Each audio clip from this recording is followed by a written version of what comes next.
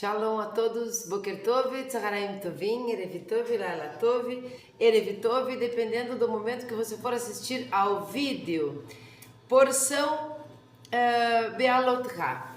Essa porção aqui, diferentemente da porção passada que nós lemos menos, hoje nós vamos acompanhar o Rafael Hirsch, né? Shinshon Rafael Hirsch, o Rabino Shinshon Rafael Hirsch, que tem uma interpretação muito moderna, muito boa, que dá para nós trazermos realmente para os dias de hoje. Mas antes de ler, e não vou ler muita coisa, mas nós vamos nos deter aqui no capítulo 9 da porção, no seu versículo 16 até o 22, que é o que ele demarca exatamente aqui. Mas antes disso, eu vou contar mais ou menos aqui para nós entrarmos no assunto, porque nós vamos nos deter na nuvem, não é? Nas nuvens que acompanhavam, o povo e que se retiravam e que voltavam e tudo mais. Mas nós precisamos lembrar do comecinho, não é? Quando nós falamos de Bereshit, por exemplo, né? No princípio. Então vamos entender aqui o princípio desta parashat, que diz respeito a Menorá. Nós sabemos que agora, no deserto, nós vamos começar aqui com algumas tensões, não é? Tensões mesmo. As reclamações começam aqui, aquelas perguntas sobre se Moshe Rabbeinu, ele é capaz de ser o líder, e por que ele é o líder, começa aqui essas coisas, né? As reclamações daquela vida que parecia ser tão melhor em Mitzrayim, no Egito. Nós não temos certeza se a vida era melhor lá, mas é como quando nós comparamos os momentos da nossa vida, né? Algumas coisas começam a dar totalmente erradas ou mais ou menos erradas, ou nós imaginamos que elas não estão muito como nós gostaríamos que elas estivessem, e nós temos a tendência a comparar com aquilo que nós vivemos lá não sei aonde, naquele outro momento, parecia ser melhor. Então nós não temos certeza, será que era bom mesmo? Eles tinham um Nilo ali que dava vida às coisas, mas será que a vida era fácil mesmo? Ou ela estava um pouco mais difícil agora? Então se organizou ali um povo reclamão e começaram as tensões realmente. Quando começa esta parashá, nós vamos ler sobre a Menorá. Então nós já podemos desde já, né, de antemão, entender que há uma iluminação aqui, um farol, né? Se nós estávamos antes vendo que não tinha referência nenhuma para que lado eu vou, o que é que eu faço agora nesse deserto, afinal de contas é um deserto, não é? Então nós tínhamos o recebimento, a outorga da Torá, que era a grande referência, que é a grande referência ainda, mas a Menorá aqui é como se fosse um farol nessa escuridão, porque o deserto não é escuro, né? Não será noite, muito frio, muito escuro, mas ele é um deserto. E quando nós não encontramos nem referências, nem sabemos exatamente para que lado ir, e se devemos ir, a tendência nossa, o nosso sentimento, assim, a impressão que dá que ali é uma escuridão, né? Nós associamos a palavra escuridão, então, nas coisas difíceis. Então, a Menorá é sim um farol ali, que vai começar essa parashá. Mas agora eles têm essas tensões de terem saído de um lugar que parecia mais seguro, não é? E começam as perguntas: será que você realmente é capacitado para ser nosso líder? Será que, enfim, essas coisas. Mas eu quero me deter aqui no dia de hoje, porque tem muitas coisas, é uma parashá muito rica. Como eu costumo dizer, que eu digo que eu gosto muito mais dessa, depois daquela, cada vez que chega uma, eu parece que amo mais aquela, porque a Torá sabiamente relata fatos ocorridos com o povo judeu e como se atemporais, me parece. Nós estamos repetindo os mesmos erros, mas porém também estamos repetindo os mesmos acertos, porque quando uma coisa ela dá errada, ou quando uma coisa não está cômoda, você não está confortável ali, está difícil, você lembra das coisas boas de antes e tudo mais, essa tendência, como eu disse, de nós acharmos que está tudo errado e que era melhor antes, Quando algo dá errado, não significa propriamente dito que tudo deu errado ou que agora já era, acabou. Não temos mais para que lado ir, não. Nós precisamos urgentemente tirar os proveitos, não é? As coisas boas daquele momento ruim que nós estamos passando. Então, essa é uma paraxá muito atemporal. A Torá é muito atemporal, porque nós repetimos os medos, repetimos as dúvidas, mas repetimos os acertos também. Então, eu quero me deter nessa parte das nuvens. Por quê? Porque quando nós temos essa iluminação, lembrem que a gente vem de uma preparação para um casamento, de uma preparação para o divino estabelecer uma conexão muito mais palpável, mais visível, compreensível para o povo, não é? Essa conexão, esse casamento do céu com a terra, metafórico. Nós viemos disso. Agora nós entramos nesse relacionamento lá em Nassau, nós entramos nesse relacionamento. Agora nós precisamos entender, nós falamos da mulher adúltera, não é? Da infidelidade, da deslealdade, dessas coisas. Mas agora a nossa vida continua estabelecendo tensões que existem dentro de um casamento, né? Onde às vezes um está num deserto, o outro não. Às vezes os dois, às vezes nenhum. Mas aqui nós vamos entender que é um aprofundamento de todo esse processo, desse encontro, né? Desse encontro de referências. Quais são as minhas referências? O que é que eu faço agora? Né? O que é que Deus quer de mim? Não é? E o que é que eu quero de mim? O que é que eu posso fazer para que isso realmente aconteça? Né? As coisas boas, essa travessia no deserto, como é que eu faço para chegar do outro lado? E como é que eu faço para nunca mais voltar? Enfim. Então, ali o povo começa a gerar essa tensão. Não é só medo, é reclamação mesmo, muito costumeira de nós.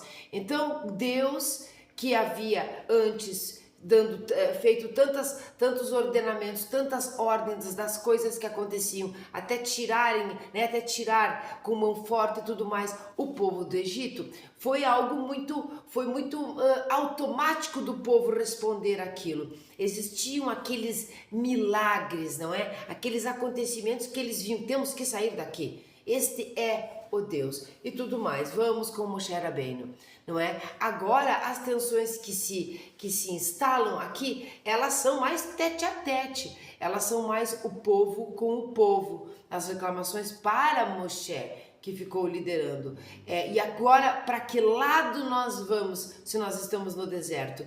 Veja que o deserto parece não ter lado nenhum, não é? Onde você olha, nada você vê.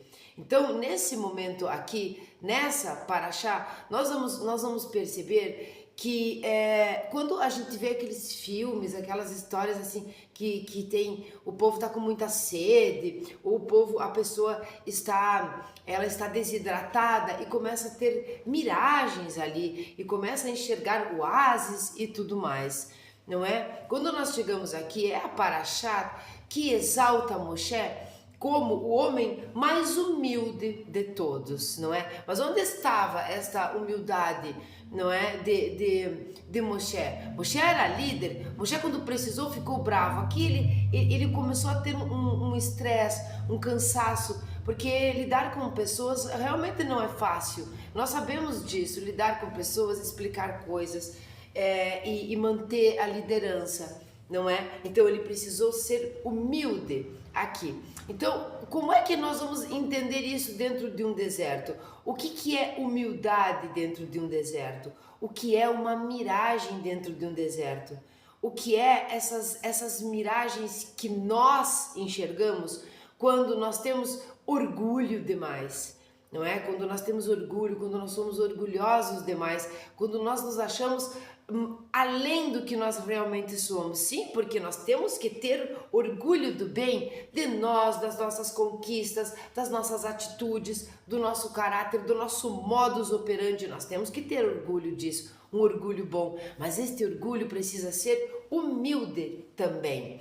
Não é? Em que momento você fica exaltado demais com um elogio, com com uma reverência de alguém, quando você olha e tem miragens sobre o que você é, sobre teus próprios dons, sobre as tuas próprias capacidades, quando nós achamos que somos mais. Às vezes, nós precisamos demonstrar que sabemos mais sobre aquele assunto, mas que nem por isso nós deixamos de ser humildes. Vou fazer a bênção do café. Eu fiz um café com leite hoje. Ele está bem delicioso. Olha a corzinha lá. Vamos ver se aparece. Aparece a cor aqui, ó. Ele deve estar maravilhoso. Baruch atah Adonai Eloheinu melech haolam, shekol nihya b'dvaro. E tá mesmo, porque tá doce, porque tá quente, porque tá bom. Eu gosto que seja doce e bem quentinho.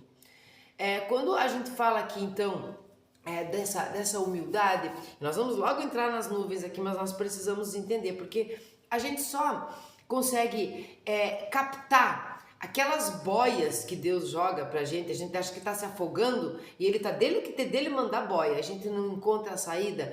Quando nós estamos num deserto, não é, nesta travessia, neste momento difícil de decisões,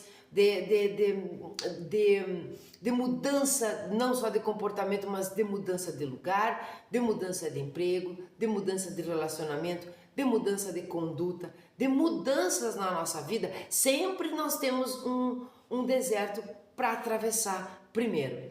Não pensem que existe alguém que não passe por algum deserto. Então, quando nós falamos de humildade, nós vamos precisar ter orgulho da nossa sabedoria, daquela que nós adquirimos, orgulho daquela que nasceu conosco e humildade para saber como conviver com isso sem aquela miragem de eu sou melhor do que os outros ou estou numa situação melhor. Então tem uma história que ela é bem maravilhosa, que de um Rebbe, não é? Um Rebbe novinho, não é?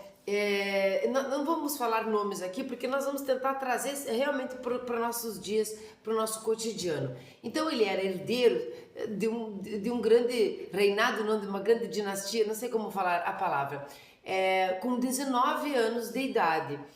E ele era, então ele ia ser o líder, não é, no lugar do pai dele. Só que a congregação, as pessoas ali começaram a colocar dúvidas sobre a sua liderança. Não é? Assim como colocaram dúvida sobre a liderança de Moshe Rabbeinu. Como que ele tão novinho assim, ele podia ser? Nós sabemos que a Torá não é herdada. Não adianta eu estar aqui estudando que nem uma louca e aí só porque eu tenho um filho, achar que este filho vai nascer sabendo tudo isso que eu é que me esforcei para estudar. Então nós sabemos que não é herdada, mas nós também sabemos que algumas pessoas nasceram num meio mais possível, que possibilita melhor fazer aquilo ou não. Então, conta-se que ele foi muito interrogado sobre a sua liderança, se ele tinha capacidade, tão novinho e tal, de ser líder. Ele resolveu contar uma história muito interessante, para que as pessoas entendessem se ele seria capaz ou não. Então ele conta que existia uma pessoa, um rapaz lá, que começou a fazer um treinamento para ser um alpinista, né? Ele queria escalar uma montanha, sabe que precisou fazer muita dieta, muito treinamento físico, não é? Muito levantamento de peso, não é? Para que ele tivesse saudável e resistente para poder subir aquela montanha que ele tinha almejado e tudo mais. Ele queria ser um alpinista. Então, chegado o dia dessa sua grande escalada, este Rebbe contando, né? O Rebbe de 19 anos contando para a congregação. Quando chegou o grande dia, lá foi ele, horas e horas de muita escalada, de muito sofrimento, não é? De momentos de vontade de desistir até, mas muito sofrido, mas muito esforço, ele venceu. Ele chegou no cume da montanha. Chegando lá muito feliz, se sentindo vitorioso, se sentindo bem grandão, ele avistou o menino, né? Um guri, como a gente diz aqui no Rio Grande do Sul. Ele avistou um menino magrinho, pequenininho, parecendo ser fracote, sei lá. E ele chegou para o menino e disse: como é que pode ser que eu estou treinando há meses e meses subir essa montanha, estou aqui esbaforido mesmo que eu tenha conseguido, e você está aqui em cima já, você é uma criança tão fraquinho e tudo mais. E esse menino olha para esse rapaz alpinista e diz assim: mas eu não precisei escalar a montanha, eu nasci aqui. Então, Moshe Rabbeinu precisou, por isso ele é o homem mais humilde, ele precisou explicar, demonstrar para o povo que ele estava ali porque ele tinha nascido ali. É como quando a gente diz assim: eu tenho o dom de tocar um instrumento, eu simplesmente sento em frente a um piano e começo a tocar e pouco eu aprendi e já saio tocando, né? E é diferente daquela pessoa que fica anos e anos treinando e não sai nada.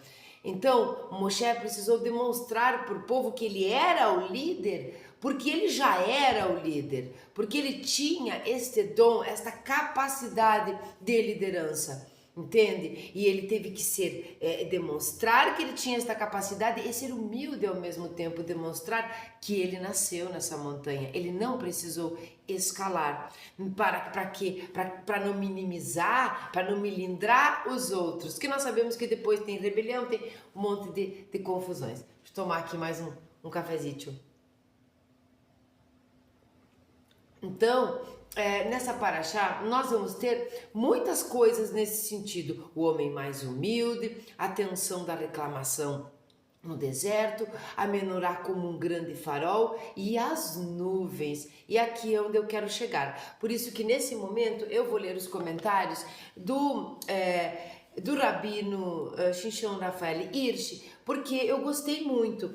Ele faz um comentário sucinto, não é longo, não é extenso, sobre o capítulo 9, versículo do 16 até o 22, exatamente como ele demarcou aqui, está demarcado no livro, e nós vamos trazer para os nossos dias de hoje, não no sentido modernidade, vamos trazer para 2025, que é o ano que nós estamos, vamos trazer aqui para 5.785, não, nós vamos trazer para os dias de hoje, seja o hoje que dia for, porque são coisas muito atemporais. A percepção que nós temos de estarmos sós no meio de um deserto, sozinhos, com frio, com calor, com sede, com fome, com raiva, com desânimo, com alegria, com todas as coisas que acontecem conjuntamente nesse deserto, essa percepção nós temos em vários momentos da nossa vida.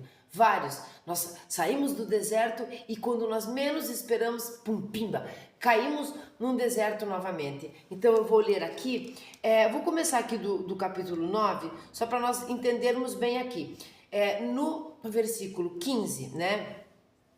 Bealotra, nós estamos nessa paraxá, e no dia em que foi erguido o tabernáculo, versículo 15, a nuvem cobriu o tabernáculo, feito para cobrir a tenda do testemunho, e à tarde havia sobre o tabernáculo uma aparência de fogo, até pela manhã. Versículo 16, que é o que nós vamos nos deter. Assim era continuamente, a nuvem o cobria e uma aparência de fogo havia de noite. E quando a nuvem se retirava de sobre a tenda, os filhos de Israel punham-se em marcha, e no lugar em que pousava a nuvem, ali os filhos de Israel acampavam. E continua, né? Segundo o mandado do Eterno, os filhos de Israel se punham em marcha, e segundo o mandado do Eterno acampavam. Então, era a partir disso, a nuvem aparecia, né? A nuvem se instalava, ela ficava ali, né? Cobria, uma aparência de fogo à noite aparecia. Quando ela cobria o tabernáculo, ali eles ficavam. Quando ela se movimentava, eles levantavam o acampamento. Isso acontecia de tempos em tempos, mas esse tempo não era igual. Por exemplo, hoje a nuvem está aqui cobrindo o tabernáculo, vamos ficar aqui, levanta acampamento, arruma todas as coisas, aquilo que dá. Quem nunca acampou aí, hein? Quem nunca acampou? Arruma todas as coisas e tudo mais. De repente, no final da noite, né, ou passava esta noite, no outro dia pela manhã, lá estava a nuvem se movimentando novamente. Então durou um dia e lá estavam eles novamente, não é? E aí, de repente, ela levava dias e dias, não é? No mesmo lugar, e ali ficavam eles e depois saíam quando a nuvem saía. Já de antemão, antes mesmo de nós lermos o comentário do Rabino Rafael Hirsch, nós percebemos que o intuito divino aqui é ensinar o povo, é educar o povo, não é? E é educar para o resto do ciclo aqui nessa terra, viu? Porque a gente está sempre aprendendo sobre isso. Sobre o que exatamente? Sobre a grande liderança de Deus, sobre a fé, sobre a emuná verdadeira, sobre a confiança total, plena de Deus, saber exatamente o que está fazendo, não é? E você seguir o ordenamento de Deus. Fica parecendo sem lógica. Por que hoje essa nuvem está aqui e agora eu tenho que ir para lá? Por que está me aparecendo coisas aqui que estão me direcionando, estão fazendo com que eu perceba que tenho que sair daqui? E que tenho que levantar acampamento, exatamente como isso quer dizer, levantar acampamento, me mudar de emprego, mudar de cidade, mudar de relacionamento, mudar minha escola, mudar todas as coisas. E de repente, agora é para ficar aqui. E de repente, parecia que estava tudo perfeito, e lá está a nuvem se locomovendo e Deus parece que me chamando, as oportunidades me chamando. E às vezes que nós não atendemos o chamado, não atendemos o ordenamento, as ordens da divindade, de sair dali. Então aqui tem um monte de coisas pra gente explorar. O nosso comodismo, a nossa falta de fé, aquela coisa da gente dizer, por que eu estou aqui nessa situação? Afinal de contas, por que é que eu estou aqui nessa situação? E aquela frase desgraçada que diz, onde está Deus? Deus me abandonou? O que é que eu fiz para Deus para merecer estar nesta situação, se antes me parecia que a situação era tão boa? Não é? Agora que eu me acomodei, ele diz, saia. Como entender essas coisas? Veja o tamanho da riqueza e o quão é atemporal a Torá. Vamos ler então os comentários do Rafael Hirsch aqui no que diz respeito ao 16 aqui. Assim era continuamente. A nuvem o cobria e uma aparência de fogo havia de noite. E quando a nuvem se retirava de sobre a tenda, os filhos de Israel punham-se em marcha. E no lugar em que pousava a nuvem, ali os filhos de Israel acampavam. Tem uma pessoa enlouquecida acelerando. Ele deve estar com pressa de sair do deserto. Foi. Tomara que tenha chegado onde queria, não é? Ainda não chegou porque acabou de acelerar. A nuvem, então vamos nos deter na nuvem.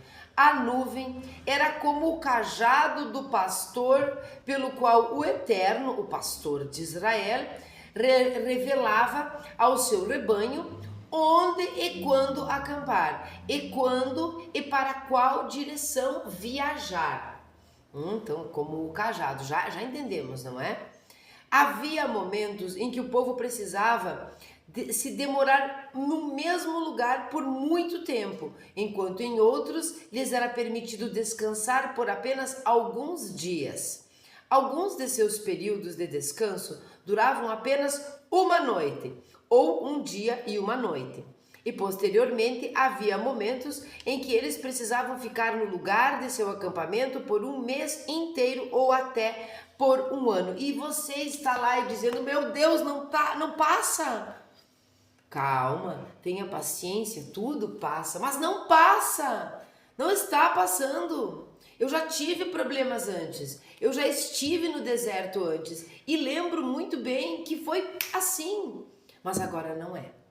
Então agora você vai ficar alguns dias, mas depois você vai ficar uma noite, mas depois você vai ficar alguns anos. As coisas precisam ficar muito entendidas. Se você está reclamando hoje de que está demorado para passar este problema, este pepino que você está passando, está demorado, mas uma vez não foi demorado, é porque você ainda não está pronto, porque você ainda não está preparado, porque você só passou por aquilo rapidamente, porque era rapidamente, então você não reclamou. Então vai vir agora aquele teste de ficar ali, de sentir por mais tempo este problema. Quando parecia que estava tudo certo, vem a nuvem e sai do lugar e você precisa se direcionar. E você precisa estar neste movimento, num lugar de tensão, num lugar onde você tem as suas capacidades e às vezes se sente orgulhoso demais, num lugar onde você precisa ter a humildade porque é um lugar inóspito, todas as coisas misturadas ali em você, na sua vida, no seu momento de decisão, de colocar as coisas nos lugarzinhos. Você não precisa decidir para sempre, porque percebe que a nuvem vem, a nuvem vai, a nuvem vem. Então não é um ponto final, é uma travessia unicamente. E pode se repetir. Porque quando nós falamos de exílio, não é? Posteriormente, do povo, nós podemos entender o exílio como um deserto. Porque nada mais é do que um exílio, o próprio deserto. Então ele é o primeiro, mas ele não será o último. Narmânides, aqui é Narmânides, tá? O Ramban com N no final. Narmânides explica que, uma vez que eles nunca tinham uma indicação de quanto tempo duraria o período de descanso, sempre que a nuvem dava um sinal para acampar, eles tinham de fazer todos os preparativos e providências para um acampamento prolongado, sabendo que era possível que, em poucas horas, eles precisassem desmontar o acampamento para seguir a nuvem. Aqui é o que nós falamos antes e é um pouco mais. Aqui é quando você sequer tem certeza de que já cumpriu ali o momento, a coisa que tinha que ser. Você tem que estar sempre preparado. Quando nós vemos, não é, em Kohelet, o rei Salomão, né, Amelech Shelomo, dizendo que as nossas roupas precisam estar sempre limpas, que não é lavadas, não é? Sempre brancas, sempre limpas, porque nós não sabemos quando o rei Hashem vai nos chamar, vai conversar, vai se comunicar ou vai nos levar mesmo, né? Nos chamar de volta para si. Nós não sabemos, então esteja sempre preparado, não é? Tem uma história que conta que o Hafetz Haim, olha que fofinho, Hafetz Haim, uma lição a cada dia do nosso estudo de não fazer Lashon Hará. Tem uma história que conta que ele sempre tinha, e onde ele ia, e eu vi umas fotos antigas dele, que realmente ele tinha uma maletinha, segurando uma maleta, vai ver que era isso que tinha dentro da maleta. Que na maletinha ele tinha roupas limpas, brancas de repente, eu não sei, sempre esperando, porque ele não sabia quando Deus ia chamá-lo, ele queria estar sempre pronto. Isso é legal, né? Então esteja sempre pronto em todos os sentidos. Deus pode chamar agora e pode não chamar. Você acomoda as morangas na carroça e de repente vem um buracão ali, você pum pum, né? Elas saem do lugar. Então você vai precisar saber fazer isso. Desmontar e montar o acampamento sem reclamação. Simplesmente obedecer. Não porque você não tem intelecto, não é por isso. Não, é porque você confia. Esta é a lição da jornada pelo deserto, da qual aprendemos para todas as gerações a seguir a liderança de Deus com devoção e fidelidade. Aqui nós encontramos a palavra fidelidade, porque nós sabemos que não houve fidelidade lá no bezerro de ouro. Houve falta de paciência, houve infidelidade, houve deslealdade, houve pressa demais, pressa para ter alguma coisa física que respondesse a perguntas que eles tinham o tempo todo, né? Porque o povo é pidão, nós somos pidões e perguntativos, questionadores além da conta, né? Nós devemos perguntar, devemos questionar, mas naquele momento eles foram infiéis, eles sequer tiveram paciência de esperar ou de tentar entender o calendário, que faltava um pouquinho e ali voltaria Moshe. Então nós temos todas essas coisas aqui. A liderança de Deus com devoção e fidelidade, embora as coisas possam parecer incompreensíveis para nós. Bingo! Incompreensíveis para nós é como quase sempre parecem. Se eu estava numa boa lá, agora você me joga para cá, dá todas as coordenadas para que eu desmonte o acampamento, monte ele aqui. incompreensivelmente eu estava bem lá, por que me jogaram aqui? Então, aquela visão, aquela miragem de achar que é melhor ou que não há, né, sem humildade, aquela miragem que o próprio deserto nos dá, aqui ela precisa ser, você precisa sair dessa ilusão, ter a desilusão e entender que se não chegou no final da travessia, não chegou no final da travessia. Você não terminou este serviço, este trabalho, que não é com o povo, que não é no tabernáculo, que não é para Deus, é um trabalho que você faz com você e em você. Então, é incompreensível para você, é incompreensível para mim. Por isso, nesse momento, nós cumprimos, vamos escutar o que quis dizer depois, vamos entender depois, vamos obedecer. Nesse momento, aqui não é, vou repetir, falta de intelecto. Aqui não é vou me jogar de qualquer jeito. Não, você vai parar, você vai racionalizar, vai entender, mas vai confiar. Se todos os indícios, quer dizer, todas as nuvens estão te mostrando que é ali, levante acampamento e vá. Às vezes, ele nos instrui, Hashem, nos instrui a abandonar o que começamos a amar. Olha que importante. E às vezes ele exige que fiquemos firmes numa situação indesejável. E ainda assim nós aceitamos e cumprimos com alegria tudo que ele nos ordena. Sabe uma situação que você está, que é uma situação indesejável e que talvez você não precisasse exatamente estar ali, mas existem pessoas envolvidas e as pessoas envolvidas precisam de você ali. Este é um momento indesejável? Pode ser. E você fica firme nesse momento indesejável. E quando diz ali, às vezes ele nos instrui a abandonar o que nós começamos a amar. Agora que estava ficando bom.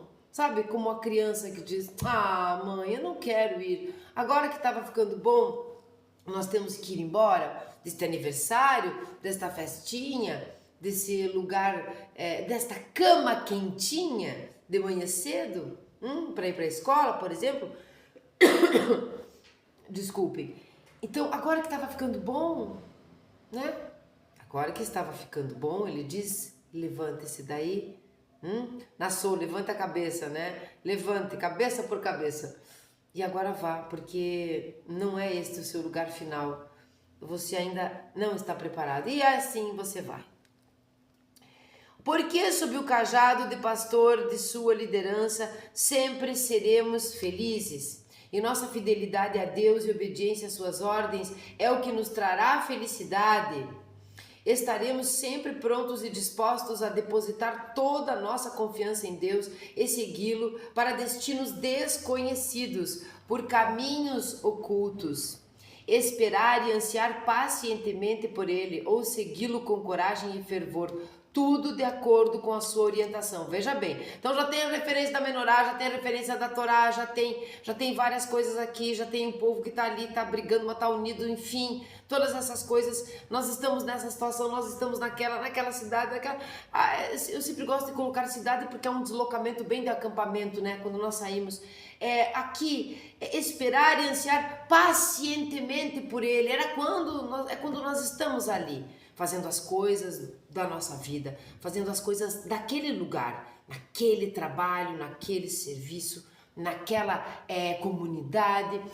Ali nós estamos cumprindo os nossos afazeres, as nossas missões diárias pacientemente, e de repente por Ele, né, ou segui-lo e por Ele, com coragem, de repente largar tudo e ir. Não é de forma irresponsável, é de forma a compreender, a entender, a ter a percepção correta dos sinais de Hashem nesse momento, né? Quando a gente vai estender uma roupa, por exemplo, vai estender uma roupa lá fora, né, no varal, e você olha a meteorologia, né? Olha a meteorologia que é humana, né? Um trabalho muito importante, por sinal, mas ele é humano, né? Faz ali as coordenadas, né? Usa uma astronomia ali, não sei o que, faz a meteorologia.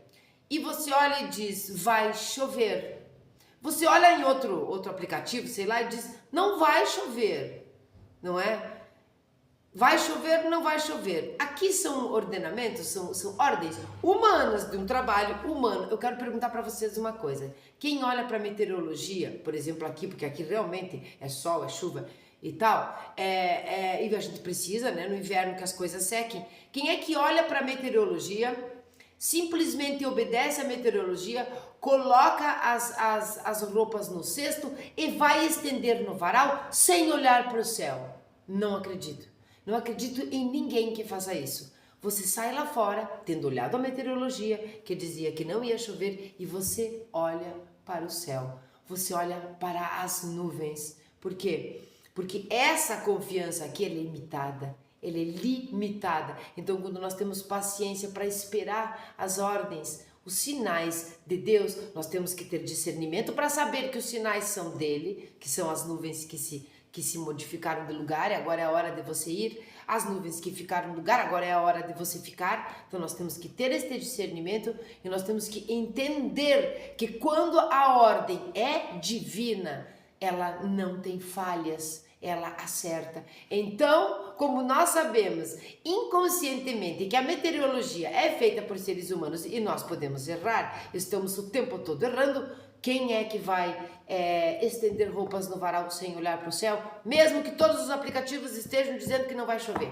Você chega lá fora e olha para o céu. Tem nuvens lá. Não estou com certeza. Bom, de repente dá tempo aqui.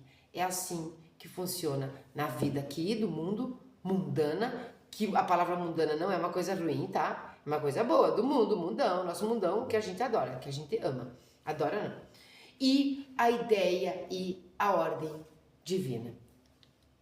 No entanto, um estudo mais aprofundado dessas provações pelas quais Deus procurou treinar e educar seu povo por todas as gerações, revela que não é o esforço das longas jornadas, mas principalmente a paciente espera dos longos períodos de acampamento, que é enfatizada aqui como um teste para o povo. Você pensa que não vai terminar, não termina, não acaba, isso aqui está demorando muito. E você não é paciente para esperar, você levanta acampamento antes do tempo. Você olha para a meteorologia, você não acredita nas nuvens, você estende as roupas, você não teve paciência para esperar mais um pouquinho.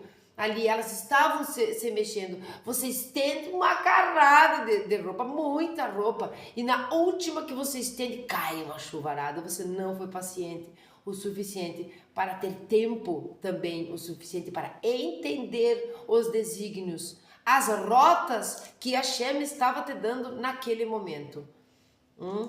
Precisamos ter paciência. Nada é dito sobre a duração das viagens, mas a longa espera é mencionada várias vezes. Ali, quando vai, que ele está falando isso, eu não vou ler não vou ler a Parashá, né? E nem do versículo, mas aqui é do 16 até o 22, ele está falando isso, exatamente, né? No tempo, quando espera aqui, espera lá, dando todas essas coordenadas. Você tem a sua The Bible aí, leia, por favor. Então ele está explicando, Rafael Hirsch, nada é dito sobre a duração das viagens, o tempo que eles ficavam andando, não é falado. É falado sim, na longa espera, que ela é mencionada várias vezes. Já no versículo 17 é dito: e quando a nuvem se retirava de sobre a tenda, os filhos de Israel punham-se em marcha, em pontinhos. Uma vez que eles começavam a viajar apenas depois que a nuvem subia e não antes. Então primeiro, né, ela subia, depois eles começavam, não é? E no versículo 18, logo em seguida, já tendo sido dito, segundo o mandado do Eterno, os filhos de Israel se punham em marcha e segundo o mandado do Eterno, acampavam. Continua, não é? Vai assim até o 22. A Escritura volta a dizer: durante todo o tempo em que pousava a nuvem sobre o tabernáculo, ficavam acampados. É bem enfatizado. O processo é sempre o mesmo. Por quê? Porque Deus vai te dar as coordenadas sempre. Sempre haverá uma nuvem te indicando, sempre haverá uma menorá como um farol, sempre haverá a Torá e somos nós que temos que nos moldar, que nos adaptar a esta Torá, aos ensinamentos, e não o contrário. Então é repetidas vezes explicado aqui, não é? Esse processo é repetitivo. E é repetitivo na nossa vida. Eu acho tão lindo, mas eu gosto tanto de imaginar aquele negócio as nuvens que protegiam a noite e as nuvens que protegiam de dia, do sol, e as colunas, agora viajei, mas enfim, lembrei disso. As colunas de fogo que iluminavam a noite. Isso é muito prático, porque precisamos de iluminação para andar à noite e precisamos de um teto para não se queimar do sol. Até protetor solar a gente passa, não é? Mas essa parte prática, física, ali bem literal. Mas a parte profunda, esotérica disso, ela não tem fim. Não tem fim. Então você se sente como no deserto? Sozinho.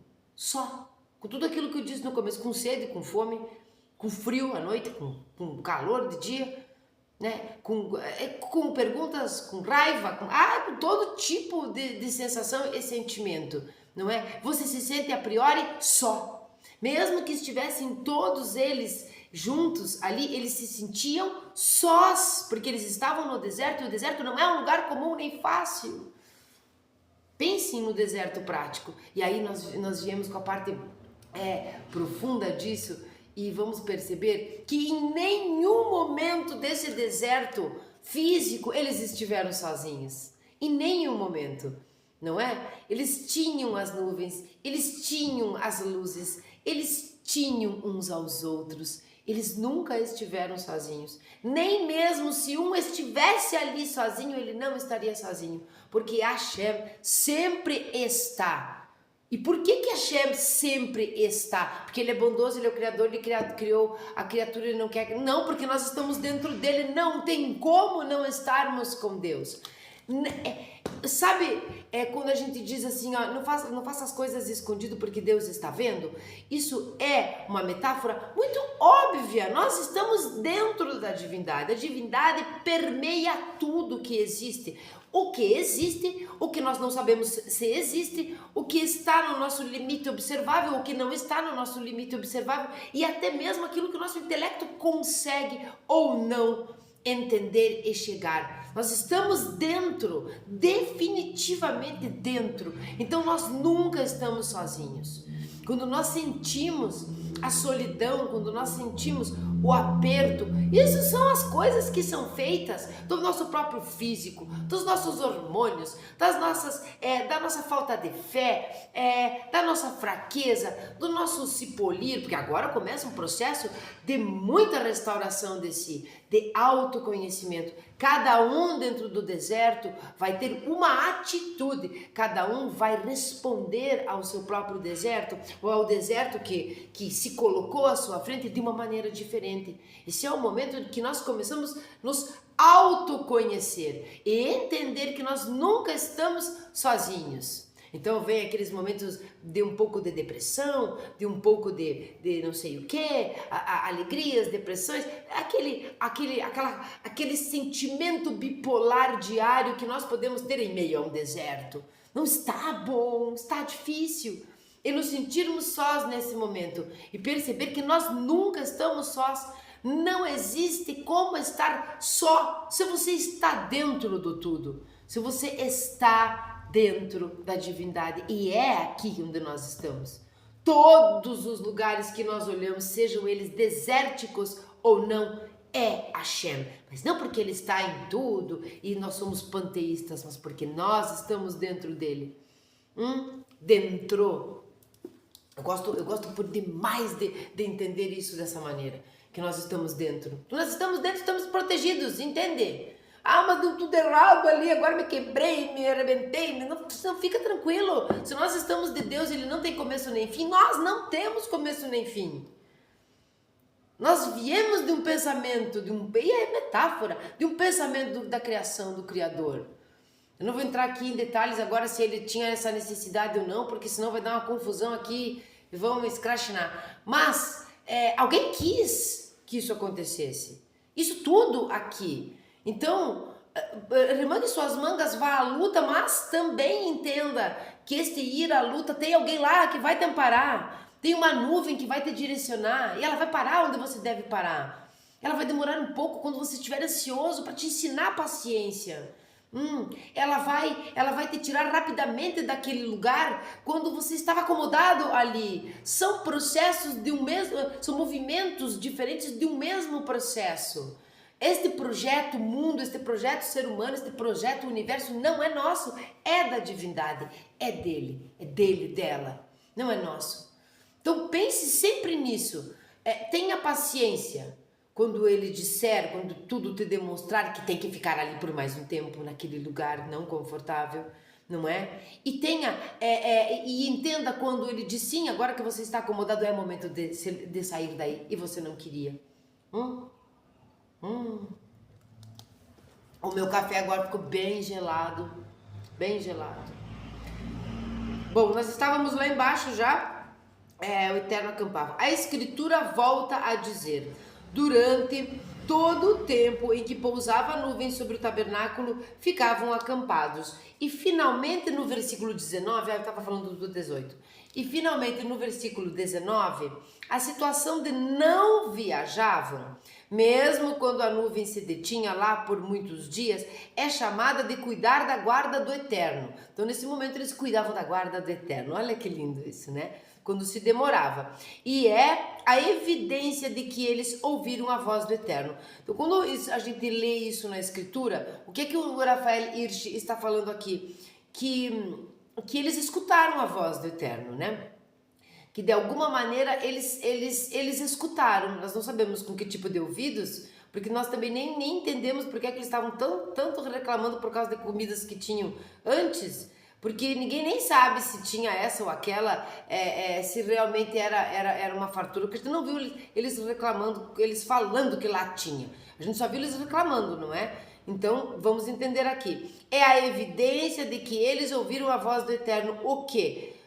Como diz no versículo 19. Eu vou ler o versículo, tá? E quando se detinha a nuvem por muitos dias sobre o tabernáculo, os filhos de Israel cuidavam da guarda do Eterno e não partiam. De onde é que sai o termo a guarda do Eterno? Sai deles terem, aqui o Rafael Hirsch coloca como uma evidência que eles escutaram, não é?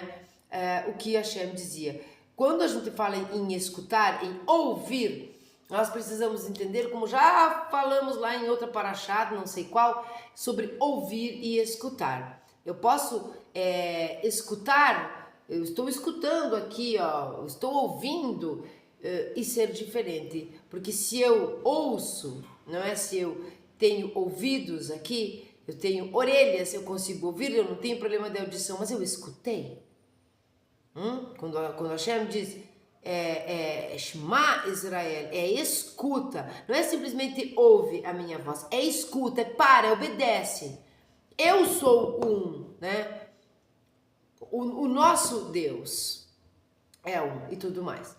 Fica claro, portanto, que a Escritura colocou uma ênfase especial na capacidade de se manter firme e na paciência de Israel. Isso ficará ainda mais compreensível se considerarmos que o deserto é um lugar muito difícil para se habitar. E especialmente se pensarmos que as pessoas que ainda não haviam sido sentenciadas a perambular por 40 anos no deserto sabiam muito bem que seu destino final não estava no deserto. Sim, estavam atrás da terra prometida, não é? Mas além dele, e que cada parada que faziam no deserto apenas os impedia de chegar ao lugar que lhes fora prometido. Quando a gente escuta a terra prometida, a gente imagina o povo que sai, que vai para o deserto, a terra prometida, chega em Canaã, lá em Israel, Quem é a terra prometida da sua vida?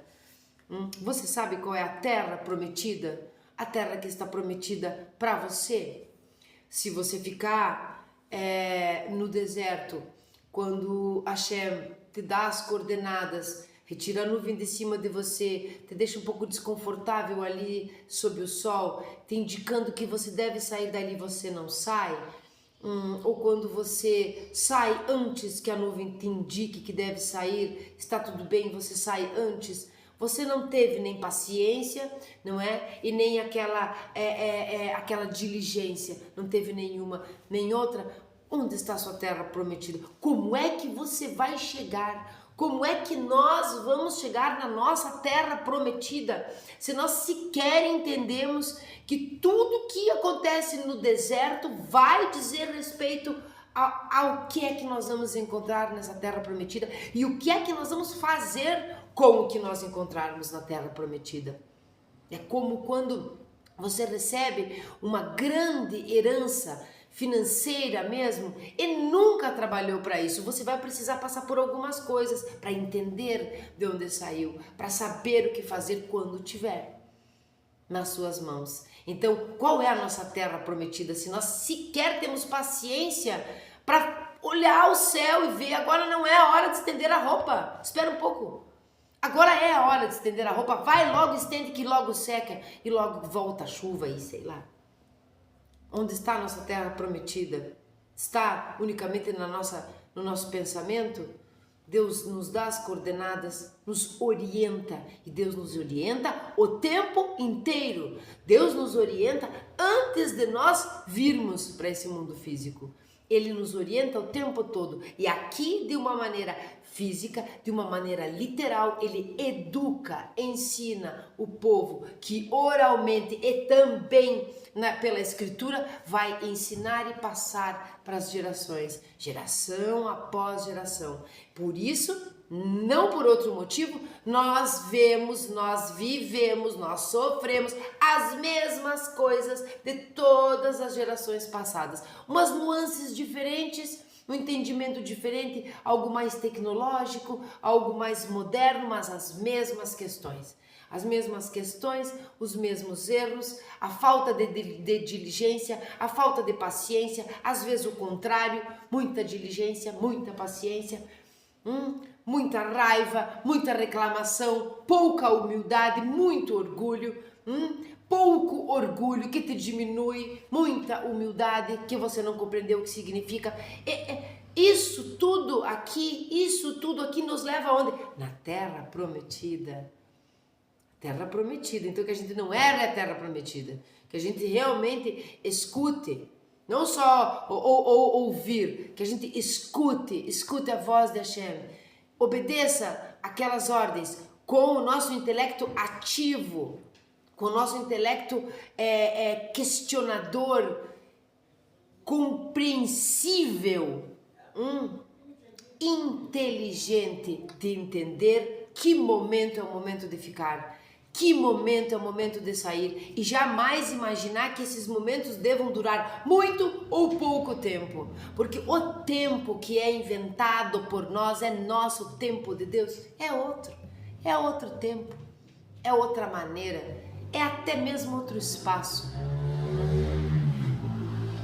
É uma beleza, você fica vendo as pessoas, às vezes, nada contra quem tem livro de autoajuda, e compra livros de autoajuda, e eu gosto muito de psicanálise, sabe, livro disso, daquilo, mas eles devem ser os anexos, né, os plus, os adentros, sei lá o nome, de uma grande obra, porque a grande obra é essa aqui é a grande obra. A Torá é a grande obra. Aqui a gente tem tudo. Aqui tem filosofia, aqui tem ciência, aqui tem autoajuda, aqui tem psicanálise, aqui tem receita, aqui tem tudo. Aqui tem até o que você deve comer ou não, como deve se comportar ou não.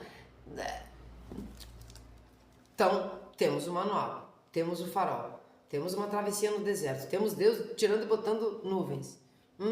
Temos um líder. Só basta nós passarmos, não é? Bom, por meio dessas provações educativas impostas ao povo, não sei se eu tô aqui, deixa eu ver onde é que eu tô aqui. Não, está aqui.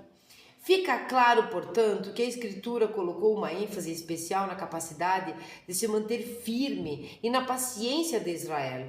Isso ficará ainda mais compreensível. Eu já tinha lido isso. Se considerarmos que o deserto é um lugar muito difícil, especialmente se pensarmos sobre as pessoas dos 40 anos, se vão chegar ao lugar que ele fora prometido. Desculpe, eu li esse pedaço de novo.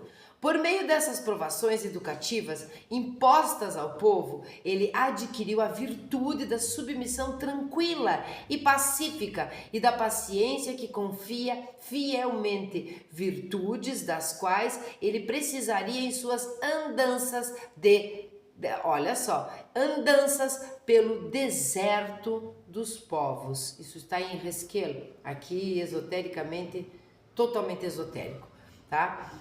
Desertos dos povos, durante tantos séculos de exílio. Sobre essa preciosa virtude, o profeta disse: ainda que te pareça tardar, espere-a. Aqui é Rabacuque. Ó, esse aqui tá... Como a Torá é forte. Ainda que te pareça tardar, espere-a. Eu não aguento mais esperar. Eu não aguento mais, eu preciso fazer alguma coisa. O tempo está passando. Estamos envelhecendo, morrendo. Não consegui isso, não consegui aquilo. Pois é.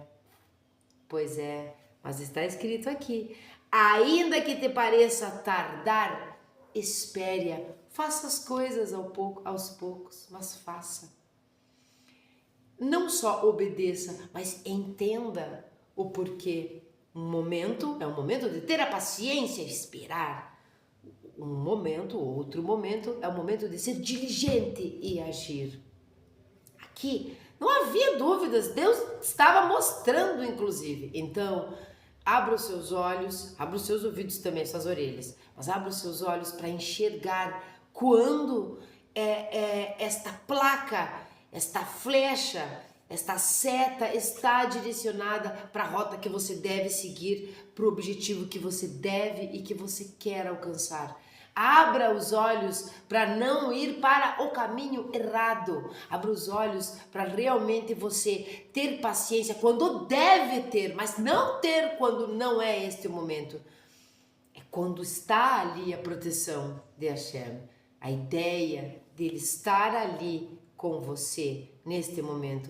A ideia de se retirar a nuvem, não é ele que se retira, é ele que te conduz. Agora eu vou mais para lá um pouco. E aqui você vai montar o seu acampamento, levantar o tabernáculo para que eu viva e que eu more entre vocês.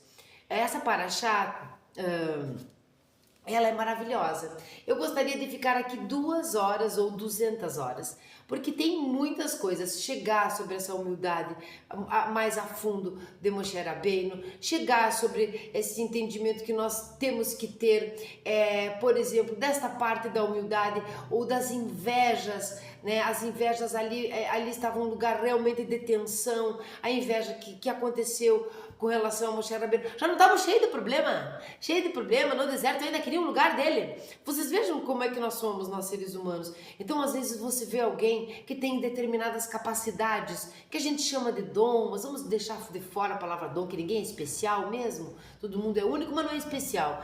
Então, você tem aquela pessoa que você conhece, tem capacidades que não são as mesmas capacidades que você. Ela tem mais capacidades do que você. E você a inveja, você quer entender por que ela faz e você não, por que ela consegue, por que você não, como é que ela está ali e você não, como é que fulano se deu tão bem lá naquele teste, não sei do que, e eu não.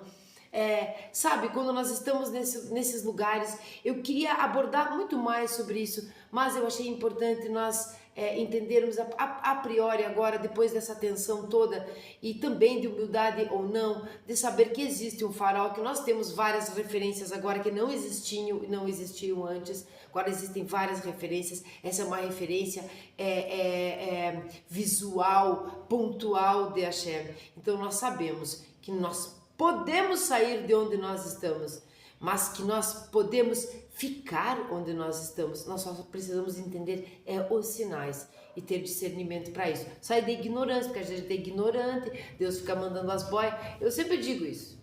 Deus joga as boias e você diz: ai, mas como é que tá Deus? Ai, não sei o que aconteceu. Aí vem um amigo seu que é bem mais versado na esperteza e te diz assim: como assim? onde está Deus? Tá ali, ó, tá ali naquele lugar onde você devia ter ido, tá ali, ó, naquela pessoa com a qual você deveria ter conversado, tá ali, ó, naquele curso que você deixou de fazer e não fez, tá ali. Onde é que tá? Onde é que tá Deus? Onde é que não sei o que? Ele jogou todas as boias e você achou que ele tava jogando boia na cabeça. E você sabe? Você se defendia das boias no meio do oceano, você se defendia das boias, não entendeu que tinha que entrar numa. E ele ia te conduzir com as ondas, não é? Gadol, com as ondas, com as grandes ondas do mar. Espero que vocês tenham gostado, realmente espero que vocês tenham gostado, espero que vocês curtam, comentem, compartilhem, façam o que quiserem. Eu vou ler o Salmo 52 e um Shavuot Tov a todos, porque nós estamos no começo da semanita. Ao mestre do canto, um masquil de Davi, quando Doeg, o Edomita, veio e informou a Shaul, dizendo-lhe: veio Davi à casa de Ahimelech. Por que te vanglorias com o mal, ó guerreiro? A misericórdia de Deus prevalece continuamente. Forjas traição através da tua língua, que como uma navalha afiada é enganadora. Preferiste o mal ao bem, a mentira à verdade. Da fala maligna te comprases, pérfida é tua língua. Por isto, Deus te destruirá para sempre, te arrancará de tua tenda e te desarraigará da terra onde vives. Os justos assistirão e os temerosos a Deus dirão: eis o homem que não faz de Deus sua proteção, que prefere em sua grande riqueza confiar e se fortalece na sua maldade. Quanto a mim, sou como uma oliveira frondosa na casa de Deus, pois tenho confiado na benevolência divina, agora e por todo o sempre. Agradecer-te-ei eternamente pelo que me fizeste e glorificarei a bondade de teu nome na presença dos teus fiéis. Amém. E Shalom também.